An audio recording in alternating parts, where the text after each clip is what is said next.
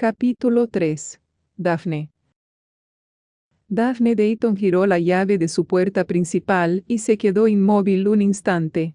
Por costumbre, volvió la vista atrás, sonriendo, aunque hacía meses que los paparazzi no se arremolinaban en su patio, como hacían cuando salía con Jefferson. Al otro lado del río veía una esquina del Palacio de Washington, el centro del mundo, o, al menos, el centro de su mundo. Desde aquel ángulo era precioso, con la luz de la tarde derramándose sobre sus ladrillos de arenisca blanca y sus altas ventanas arqueadas. Sin embargo, como Daphne bien sabía, el palacio no estaba tan ordenado como parecía. Construido en la ubicación original de Mount Vernon, el hogar del rey George I, lo habían restaurado una y otra vez, y todos los monarcas habían intentado dejar su impronta en él, de modo que al final era un desconcertante nido de galerías, escaleras y pasillos que siempre estaba lleno de gente. Daphne vivía con sus padres al borde de Heraldo Oaks, el barrio de mansiones aristocráticas al este del palacio. A diferencia de las propiedades de sus vecinos, que habían pasado de generación en generación a lo largo de los 2 últimos siglos y medio, el hogar de los Dayton era bastante nuevo. Igual que su título nobiliario. Por lo menos su familia tenía un título, gracias a Dios, aunque en un escalafón demasiado bajo en la jerarquía, para el gusto de Daphne. Su padre, Peter, era el segundo baronet de Margrave. La dignidad de baronet se la había concedido el rey Edward III al abuelo de la chica por su servicio personal diplomático a la emperatriz Ana de Rusia. En su familia nadie le había explicado con exactitud de qué clase de servicio se trataba. Y, como es natural, Daphne había sacado sus propias conclusiones. Cerró la puerta después de entrar, se quitó la mochila de cuero del hombro y oyó la voz de su madre en el comedor. «Daphne, ¿puedes venir un momento?» Por supuesto, respondió obligándose a borrar la impaciencia de su tono. Esperaba que sus padres convocaran un cónclave familiar aquel día, como tantas veces antes. Cuando Jefferson le pidió que saliera con ella, o cuando la invitó a pasar las vacaciones con su familia, o el impensable día que el príncipe había roto con ella.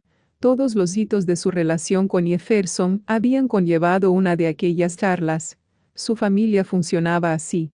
Tampoco era que sus padres hubieran aportado demasiado al tema.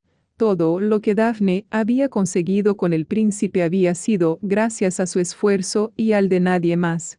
Se sentó en la silla que había frente a sus padres, a la mesa del comedor, y fue a coger la jarra de té helado, como si nada, para servirse un vaso. Ya sabía cuáles serían las siguientes palabras de su madre. Regresó anoche. No era necesario aclarar a quién se refería. El príncipe Jefferson George Alexander Augustus, el más joven de los 3 hermanos de la casa real y el único varón. Lo sé. Como si Daphne no hubiera configurado una docena de alertas de Internet con el nombre del príncipe, como si no consultara constantemente las redes sociales en busca de cualquier pizca de información sobre su paradero. Como si no conociera al príncipe mejor que nadie, es probable que mejor que su propia madre. ¿No has ido a recibirlo al avión, al lado de todas sus admiradoras chillonas? No, gracias. Veré a Jefferson esta noche, en el baile de la reina. Se negaba a llamar Jeff al príncipe, como hacía todo el mundo. Sonaba muy poco monárquico. Han pasado 6 meses, le recordó su padre. ¿Seguro que estás lista? Supongo que tengo que estarlo, contestó ella en tono cortante. Pues claro que estaba lista. Solo intentamos ayudar, Daphne, se apresuró a intervenir su madre. Esta noche es importante. Después de todo lo que hemos hecho, un psicólogo daría por sentado que Daphne había heredado la ambición de sus padres, pero sería más acertado decir que la ambición de sus padres se había magnificado y concentrado en ella, del mismo modo que una lente curva es capaz de concentrar los rayos solares dispersos. La escalada social de Rebecca Dayton había comenzado antes del nacimiento de Daphne. Becky, que era como se hacía llamar entonces, abandonó su pequeña ciudad natal de Nebraska a los 19 años armada tan solo con su imponente belleza y un ingenio muy afilado. Firmó un contrato con una de las agencias de modelos más importantes del país en cuestión de semanas. Su rostro no tardó en aparecer en las revistas y las vallas publicitarias, los anuncios de lencería y los de coches. América se encaprichó de ella. Al final, Becky se reinventó como Rebeca y se estableció el objetivo de conseguir un título. Después de conocer al padre de Daphne, era cuestión de tiempo que se convirtiese en Lady Margrave. Y si todo seguía según el plan y Daphne se casaba con Jefferson, seguro que sus padres obtenían algo mejor que una humilde dignidad de baronet. Quizás se convirtieran en condes, puede que incluso en marqueses. Solo queremos lo mejor para ti, añadió Rebeca mirando a su hija a los ojos. Querrás decir lo mejor para vosotros, pensó Daphne, y sintió la tentación de responder con esas palabras. Me irá bien, acabó por decir. Daphne sabía desde hacía años que se casaría con el príncipe. Esa era la palabra correcta. Sabía. No esperaba ni soñaba, ni siquiera era que estuviera destinada a casarse con él, puesto que todas aquellas palabras implicaban la intervención del azar, de la incertidumbre. Cuando era pequeña, le daban lástima las niñas de su colegio que estaban obsesionadas con la familia real. Las que copiaban todo lo que vestían las princesas o pegaban la foto del príncipe Jefferson en sus taquillas. ¿Qué hacían cuando se quedaban extasiadas con su póster y fingían que el príncipe era su novio? Fingir era para bebés e idiotas, y Daphne no era ninguna de las dos cosas.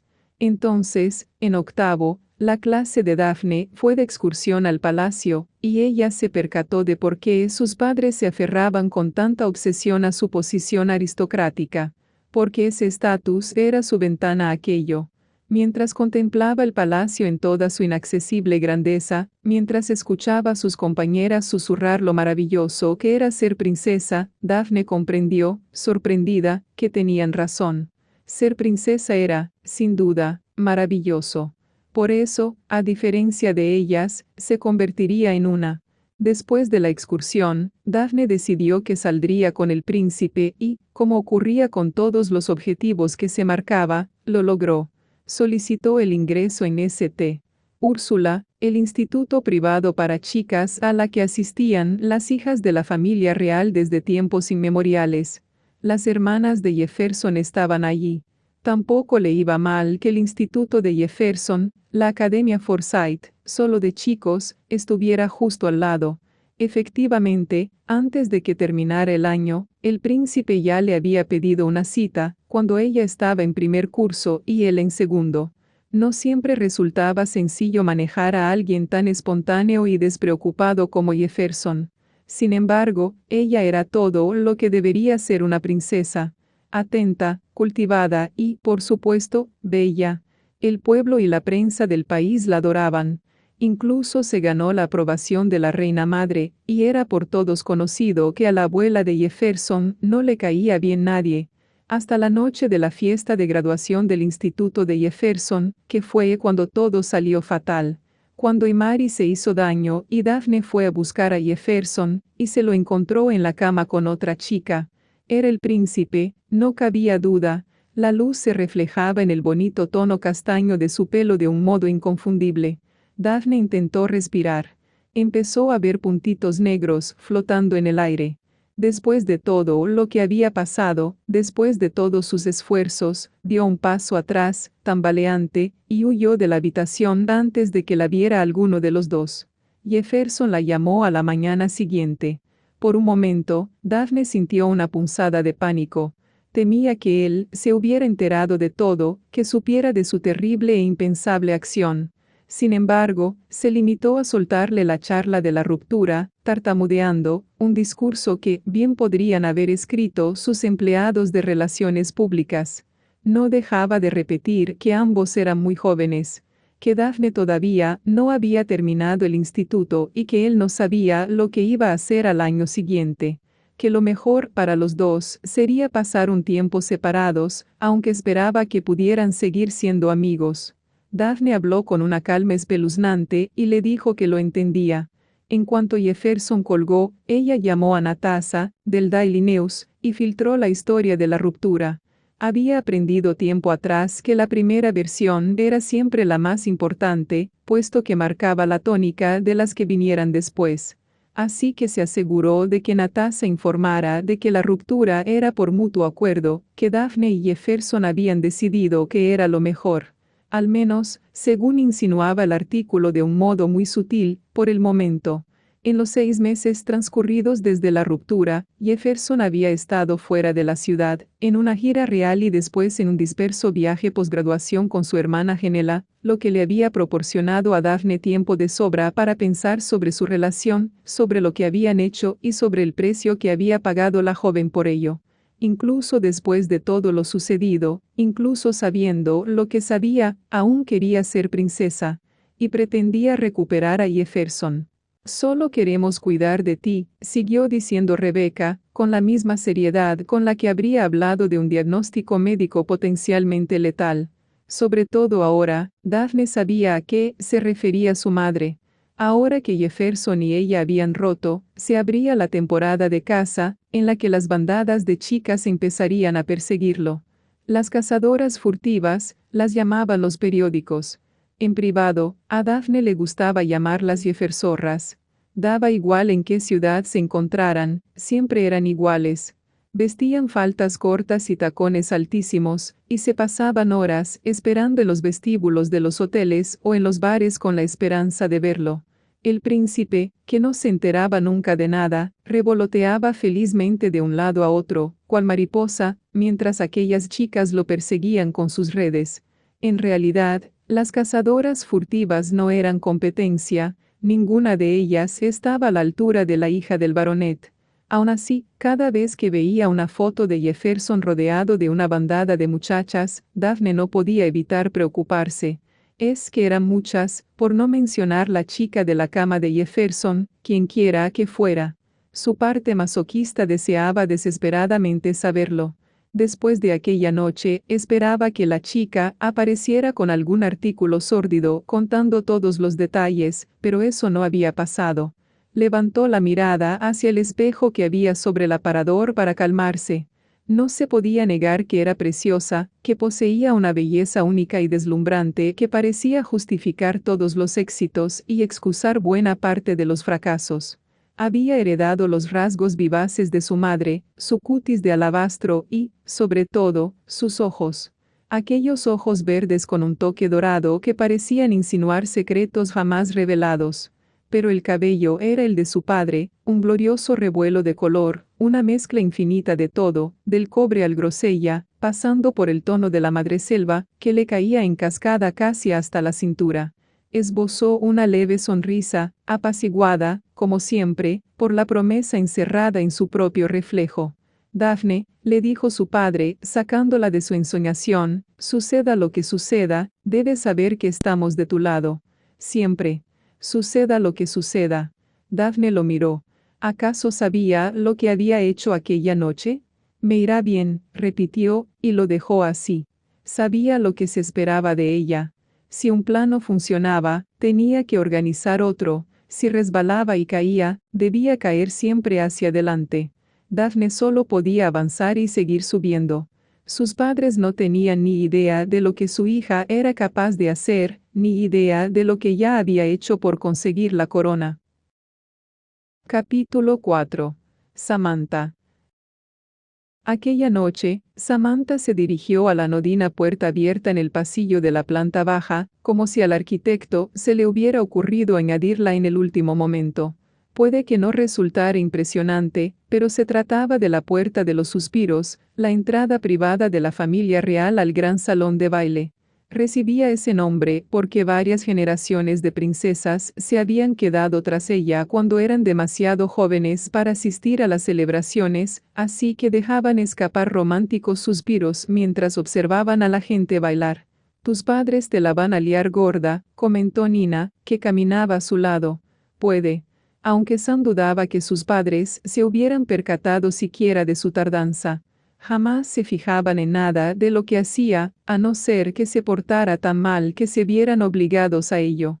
El guardaespaldas de Sam trotaba junto a ellas con los labios muy apretados. Sam se daba cuenta de que Caleb todavía estaba enfadado con ella por su numerito de Tailandia. Bueno, en realidad no se había tirado adrede al tráfico, es que Caleb no le había dejado más alternativa. Con él no le había funcionado nada más. Ni la persuasión, ni las súplicas, ni siquiera el último recurso de Sam, que solía incluir una queja sobre dolores menstruales o tampones. Al intentarlo, el agente se había limitado a entregarle 2 comprimidos de ibuprofeno y una botella de agua. «Estoy entrando con el faisán», masculló Caleb por el walkie-talkie. Sam se tragó el enfado al oír su nombre en clave. Todos los miembros de la familia real recibían nombres de pájaros. El rey era el águila, la reina era el cisne, Beatriz era el halcón, Jeff era el pájaro azul. Sam se había enterado hacía 2 años de por qué los de seguridad llamaban faisán al segundo vástago. Porque era el segundo plato. Es decir, que no era el primero, la heredera. Sam era la hija de repuesto, la póliza de seguro. Una batería de repuesto viviente. El heraldo, que permanecía en posición de firmes en la puerta de los suspiros, no se atrevió a comentar nada sobre el retraso de Sam. Esperó a que sacara del bolso de mano su gloss para retocarse. Era de un tono peonía personalizado por el que la empresa le había ofrecido un contrato multimillonario para comercializarlo. Pretendían venderlo con el nombre de Rosa Americana y poner el rostro de Sam en el envase, pero ella lo había rechazado. Le gustaba la idea de que aquel color de brillo de labios fuera suyo en exclusiva. Cuando asintió con la cabeza, el heraldo entró en el salón y golpeó el suelo con su enorme bastón dorado. El sonido rebotó por encima de los ruidos de la fiesta. El tintineo de las copas de vino, el roce de las suelas de cuero, el zumbido de los chismorreos. Su Alteza Samantha Martha Georgina Phyllis de la Casa de Washington. Samantha lanzó una mirada a Nina y entró en el salón de baile. Cientos de ojos se volvieron hacia ella, todos ellos relucientes y calculadores. Se preguntaban cuánto peso habría ganado fuera, cuánto costaba su vestido o si envidiaba mucho a su hermana mayor. Sam intentó no dar un respingo. Se le había olvidado lo grande que era en realidad una función con la corte al completo, con todos los nobles y los políticos presentes, incluso los miembros vitalicios de la Cámara y sus esposas. Camareros con guantes blancos se paseaban entre ellos con copas de champán y un cuarteto de cuerda tocaba jazz de fondo. Guirnaldas de vegetación navideña colgaban por todas partes, decoradas con flores de Pascua y enormes lazos rojos de terciopelo. En una esquina se encontraba el árbol de Navidad oficial de Palacio, con sus ramas cargadas de anticuadas tiras de palomitas y cerezas, puesto que así era como la familia real había decorado sus árboles durante cientos de años. Sam vio a Jeff fuera. Las cristaleras estaban abiertas, y los cortesanos se repartían por la terraza de las columnas y se arremolinaban en torno a las lámparas de calor con forma de araña. Varios de los amigos de los mellizos ya estaban allí. Jeff la miró con una clara advertencia en los ojos justo cuando un brazo rodeaba el codo de Samantha como si fuera una pinza. «Samantha, tenemos que hablar». La reina Adelaide lucía con serena elegancia su vestido negro sin tirantes, llevaba el reluciente cabello recogido atrás con antiguas horquillas de diamantes, las mismas que George II le había ganado al rey francés Luis XVI en la famosa partida de naipes, la apuesta de Luisiana, llamada así por el pueblo porque había significado la cesión del territorio francés de Luisiana a América. «Hola, mamá», la saludó Sam alegremente, aunque sabía que no serviría de nada. «Ese no es el vestido que te elegí». Adelaide tenía la capacidad única de fruncir el ceño y sonreír a la vez, lo que a Samantha siempre le había parecido aterrador y también un poquito impresionante. «Lo sé». La joven no había prestado atención al vestido que su madre le había escogido y se había decantado por otro cubierto de lentejuelas doradas. Demasiado provocador e inapropiado para un acontecimiento tan formal, pero le daba lo mismo. Su desenfrenado cabello oscuro estaba suelto y revuelto, como si acabara de salir de la cama. También había tomado prestada la gargantilla de su abuela de la colección de joyas de la corona, un collar de rubíes de corte cabujón con diamantes intercalados. Sin embargo, en vez de cerrárselo alrededor del cuello, se lo había enrollado en la muñeca, lo que transformaba las elegantes gemas en algo casi sexy.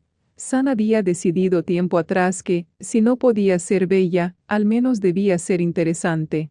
Y no era bella, no en el sentido tradicional, tenía la frente demasiado amplia y curva, las cejas demasiado pobladas, los rasgos muy toscos, como los de sus primos lejanos de Hannover. No obstante, la gente tendía a olvidarlo en cuanto empezaba a hablar. Emanaba una energía nebulosa e infecciosa, como si de algún modo estuviera más viva que los demás, como si todos sus nervios se dispararan a la vez, justo por debajo de la superficie. La reina la condujo con decisión a un lado del salón de baile, lejos de los oídos curiosos. Tu padre y yo estamos decepcionados contigo, empezó. Menuda novedad, pensó la princesa. Lo siento, respondió con cansancio. Se conocía el guión, sabía que era más sencillo decirle a su madre lo que quería escuchar. Había conseguido evitarlos a los dos después de llegar la noche anterior, a última hora, y ellos habían estado demasiado ocupados con los preparativos de la gala para hablar con ella durante el día. No podía retrasar aquel momento para siempre. ¿Qué lo sientes? Siseó entre dientes la reina. ¿Eso es lo único que se te ocurre decir después de huir de tus agentes de seguridad? Samantha, tu comportamiento no tiene excusa. Esos hombres arriesgan la vida por ti todos los días. Su trabajo es, literalmente, interponerse entre las balas y tú. Lo mínimo que puedes hacer es mostrarles algo de respeto. ¿Ya le has soltado el mismo discurso a Jeff? Preguntó Sam, como si no conociera la respuesta. Jeff siempre salía indemne de todos los líos. No era justo. A pesar de lo progresista que América afirmaba ser, todavía existía un doble rasero machista que sostenía sus cimientos. Jeff y ella eran la prueba de ello, como en esos estudios científicos en los que trataban igual a dos bebés mellizos, salvo por una variable clave, y después realizaban el seguimiento de los efectos. Aquí la variable era que Jeff era un chico y Sam, una chica, e incluso cuando hacían exactamente lo mismo, la gente reaccionaba de un modo diferente. Si los paparazzi pillaban a Jeff en pleno ataque consumista por tiendas de lujo, es que estaba dándose un capricho por una ocasión especial. Si se trataba de Samantha, era una mimada. Si aparecían fotografías de Jeff claramente borracho y dando tumbos por un bar, es que estaba liberando estrés porque lo necesitaba. Si se trataba de Samantha, era una juerguista salvaje. Si Jeff le soltaba alguna barbaridad a los paparazzi, es que estaba siendo firme y protegiendo su intimidad. Si se trataba de Samantha, era una zorra implacable. Le habría encantado ver cómo reaccionaba la prensa si Beatriz hacía alguna de aquellas cosas, pero, claro, su hermana jamás se salía ni un milímetro del guión. Sam sabía que nada de aquello era culpa de Jeff. Sin embargo, bastaba para que deseara poder cambiar las cosas, aunque no es que estuviera en su mano. No lo veo tan grave, protestó sin muchas ganas. No le hemos hecho daño a nadie. ¿Por qué no me dejáis divertirme por una vez en la vida? Samantha, nadie te ha acusado jamás de no divertirte, le soltó su madre. Sam intentó que no se notara lo mucho que le dolía el comentario. ¿No podrías intentar portarte bien hoy, por lo menos, por favor? Le preguntó su madre tras suspirar. Es una noche muy importante para tu hermana. ¿A qué te refieres? Le preguntó Sam, intrigada por el tono de voz serio de Adelaide. La reina se limitó a fruncir los labios. Sea lo que fuere, no confiaba en Sam lo suficiente para contárselo. Como siempre. La joven deseó poder volver al momento en Tailandia en que se había vuelto hacia Jeff con la ceja arqueada a modo de desafío y lo había retado a salir corriendo. O a un punto anterior, incluso, a los días anteriores a que su madre la mirara con una decepción tan patente en el rostro. Recordaba que antes sonreía cuando Sam llegaba a casa con sus historias sobre el colegio. Adelaide sentaba a su hija en el regazo para hacerle una trenza francesa y le separaba con cariño el pelo en distintas secciones para después colocarlas una sobre otra. Pero Sam sabía que no tenía remedio. A nadie le importaba lo que pensara en realidad.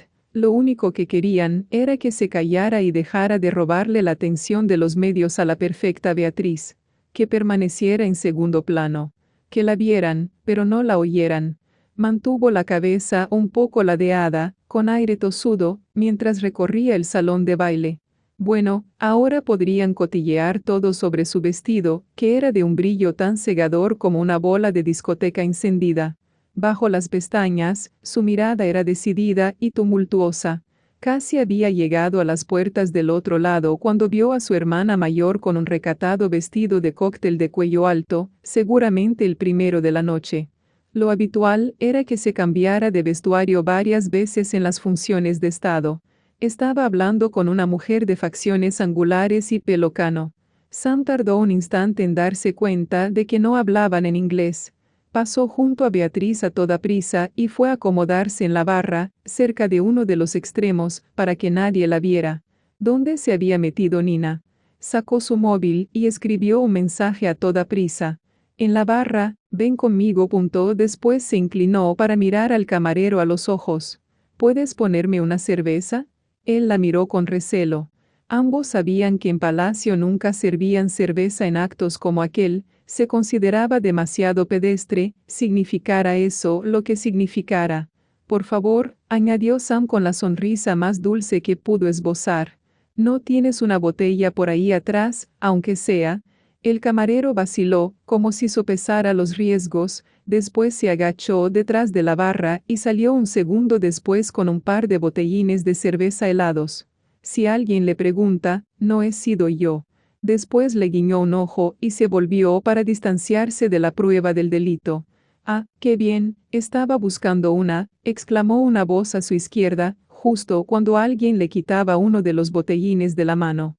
Que es mío», protestó Sam mientras se giraba sobre sus sandalias de tacón. El chico que tenía al lado apoyó los codos en la barra, un brillo malicioso le iluminaba los ojos, que eran de un azul sorprendente.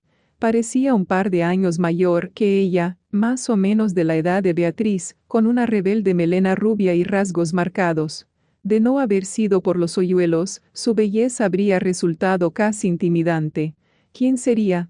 A diferencia de la mayoría de los nobles, que, según la experiencia de Sam, eran bastante blanditos, aquel chico tenía el cuerpo musculoso de un atleta. Tranquila, fiera. No hace falta liarse a puñetazos tan temprano. ¿Me acabas de llamar fiera?, preguntó Sam, que no sabía si sentirse insultada o intrigada. ¿Prefieres Alteza?, preguntó mientras le hacía una breve reverencia. Soy Theodore Eaton, por cierto. Mis amigos me llaman Teddy. Así que era un noble de verdad. Muy noble, de hecho. Aunque a Samantha le gustó bastante que se presentara solo con su nombre cuando, como heredero a un ducado, técnicamente era Lord Theodore Eaton. Los Eaton eran una de las familias más importantes de Nueva Inglaterra desde el Mayflower.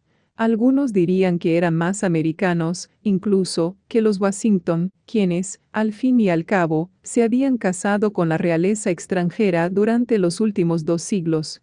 El padre de Teddy era el actual duque de Boston, uno de los 13 ducados originales, los que concedió York I en el primer baile de la reina. La vieja guardia, llamaban a veces a aquellas familias, porque ya no se podían conceder más ducados. El Congreso había prohibido su creación en 1870. Acabamos de conocernos y ya somos amigos. Eres muy insolente, Teddy, bromeó Sam. ¿De dónde viene ese Teddy? ¿Te lo puso tu mami? Casi.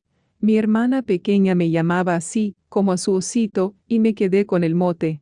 Teddy alzó los brazos en un gesto de falsa impotencia. ¿No te parezco tan adorable como un peluche? Es que nunca tuve un osito. Tenía una mantita a la que le puse el creativo nombre de Mantita, le dijo Sam. Bueno, la tuve. Ya solo me queda media mantita. ¿Dónde está la otra mitad? La tiene Jeff. ¿Por qué narices le estaba contando aquella historia? La culpa era de Teddy y de su encantadora sonrisa. Nuestro abuelo nos regaló a Mantita antes de morir. Nos la dio a los 2. ¿Una manta para 2 personas? Sam se puso a darle vueltas a su botellín de cerveza sobre la superficie de mármol de la barra. Creo que quería que aprendiéramos a compartir. No funcionó, por supuesto. Cuando mi padre nos pilló discutiendo por Mantita, cogió unas tijeras y la cortó por la mitad. Teddy la miró, La miró de verdad, y aquellos ojos tan azules se asomaron a los suyos durante un segundo más de lo socialmente aceptable. Sam se percató de que estaba desesperada por saber en qué pensaba, lo que pensaba de ella. Tener un mellizo suena difícil. Me alegro de que todos mis hermanos sean menores que yo. Sam encogió uno de sus bronceados hombros.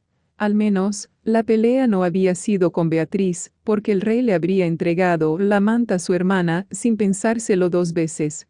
Y me alegro mucho de que mi hermana tuviera un osito y no una manta, añadió Teddy con otra sonrisa que le volvía a marcar los dichosos hoyuelos. Si no, ¿cómo me llamarían ahora? Bueno, no lo sé. Mantita Ito no suena nada mal. Como mínimo, es un nombre de los que no se olvidan. Sam intentó reprimir la sonrisa, pero la sonrisa no se lo permitió. Bueno, Teddy con nombre de osito, ¿temes tanto como yo la ceremonia de esta noche? ¿Debería? Está claro que nunca has asistido a un baile de la reina. Beatriz y mi padre tienen que nombrar caballeros a todos los candidatos a noble, uno a uno, en orden alfabético. Es como la peor graduación de secundaria del mundo, salvo que cada graduado se lleva una carta patente de nobleza, en vez de un diploma. Me da la impresión de que me precipité al decir que era demasiado temprano para liarse a puñetazos. Brindo por ello. Sam chocó su botellín con el de él, sin importarle que diera mala suerte brindar con cerveza, o era solo en Francia, y le dio un trago. Era como si el resto del salón se encontrara detrás de un cristal curvo y empañado, como si no hubiera nadie más que ellos dos en la fiesta. Tengo que preguntarlo. La voz de Teddy era cálida y algo ronca. ¿Por qué te escondes en la barra en vez de recorrer la sala saludando a los invitados, como el resto de tu familia? Créeme cuando te digo que el resto de mi familia no necesita mi ayuda. Ahora mismo, mi hermana está hablando con la embajadora alemana, en alemán, contestó Sam poniendo cara de fastidio. Vaya, eso es, empezó a decir Teddy, despacio. ¿Odioso? Iba a decir impresionante, contestó, y Sam se ruborizó al sentirse descubierta. Sin embargo, a menudo le daba la impresión de que Beatriz se esforzaba para que los demás quedaran como unos vagos. Cuando era pequeña, hacía ya una eternidad, Sam se consideraba inteligente. Le encantaba leer, se pasaba horas enteras escuchando historias sobre los reyes y reinas que los habían precedido, y tenía una gran memoria para los detalles. Pero entonces empezó a estudiar en St. Úrsula, donde le minaron sistemáticamente esa confianza innata en sí misma. No contaba con la paciencia de su hermana mayor ni con su habilidad para los números, ni tampoco le gustaba presidir clubes y comités, como hacía ella. En más de una ocasión, Sam oyó a los profesores hablando de ella en voz baja. No es Beatriz, comentaban con una frustración evidente. Poco a poco, Sam acabó por creérselo. Sam no era más que la otra hermana Washington. Miró a Teddy, que empezaba a moverse como si fuera a marcharse. Pero ella no quería que se fuera todavía. Podemos ir a la sala del trono, si quieres. La ceremonia empezará pronto, propuso. Teddy levantó el brazo en un alarde de cortesía natural. Su Alteza primero. Mis amigos me llaman Sam, repuso ella mientras le daba el brazo, todavía con la cerveza medio vacía en la otra mano. El ruido de la fiesta los perseguía, las risas y la música rebotaban en los altos techos del antiguo edificio. Un flujo constante de tráfico recorría el pasillo. Sirvientes en frac, personal de relaciones públicas y equipos de televisión. Teddy se detuvo en la entrada, la sala del trono para contemplar la bóveda que se alzaba sobre ellos. En ella se veía el famoso mural del rey George I cruzando el cielo en un carro alado. Es de Charles Willson Peale, murmuró Sam, sin prestar atención a las miradas de desconcierto del personal de apoyo que esperaba en la sala. Sam procuró no encontrarse con la mirada de Caleb, que ya estaba allí, de pie junto al guardaespaldas de Beatriz, un joven alto y de aspecto fiero con el uniforme de la Guardia de Honor. ¿De la familia Peale, de Pensilvania?, preguntó Teddy. Sam se encogió de hombros. Le gustaba mucho más Charles Wilson que sus descendientes modernos. Estaba bastante segura de que las Peale habían sido las que, en Propagaron el rumor de que la habían enviado a un centro de desintoxicación, y solo porque había bailado con uno de sus antiguos novios en una fiesta. Fue teniente en la Guerra de Independencia. También pintó eso, añadió señalando con la cabeza una de las esquinas de la sala, donde se alzaban 4 columnas. Se supone que representan a los 4 pilares de la virtud americana: verdad, justicia, honor y familia. La más rara, la que tiene las vacas de heno y los cerditos, es la familia, por si no lo habías pillado. ¿Cómo es que sabes tanto de historia?, le preguntó Teddy con ojos brillantes.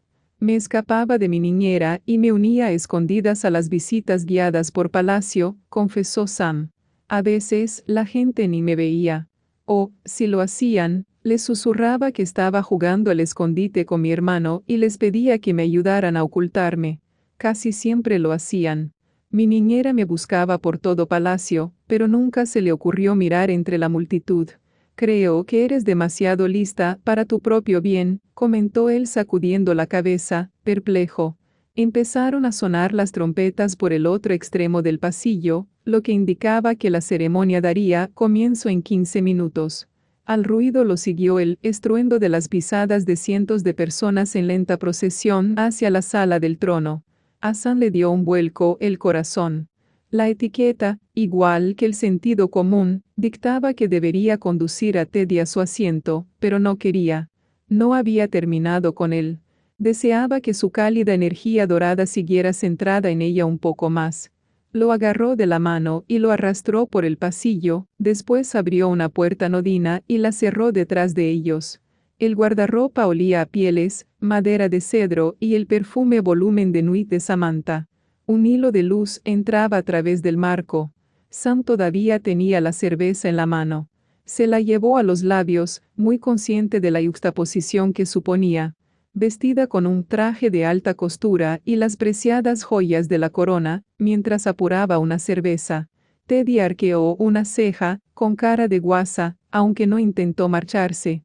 Dejó la botella vacía en el suelo y se volvió para mirarlo, mientras la tela de lentejuelas de su vestido se contorsionaba sobre ella. No sé si serás consciente de que soy tu superior, susurró, burlona. Puede que me lo haya mencionado un par de veces. Subió las manos hasta los hombros del chico para tirar del extremo de su pajarita, que cayó al suelo. Soy tu superior y, como tu princesa que soy, te ordeno que me beses. Teddy vaciló y, por un momento, Sam temió haber interpretado mal las señales. Sin embargo, el rostro del joven se relajó y sonrió.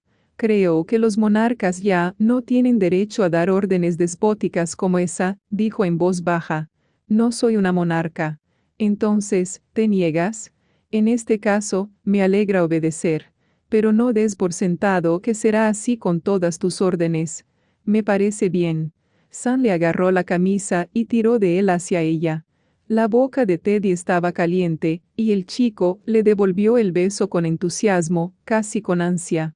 Samantha cerró los ojos y se echó hacia atrás en la oscuridad, de modo que se topó con el bisón de alguien. Le burbujeaba la sangre, tan ligera y chispeante como el champán. Al otro lado de la puerta, oyó a la ruidosa manada de cortesanos marchar hacia la sala del trono. En un entendimiento táctico, Teddy y ella guardaron absoluto silencio y se dejaron llevar aún más por el beso. Daba igual que Samantha apareciera o no en la ceremonia, nadie se percataría si no estaba. Al fin y al cabo, no era más que el faisán. Fin del capítulo 4.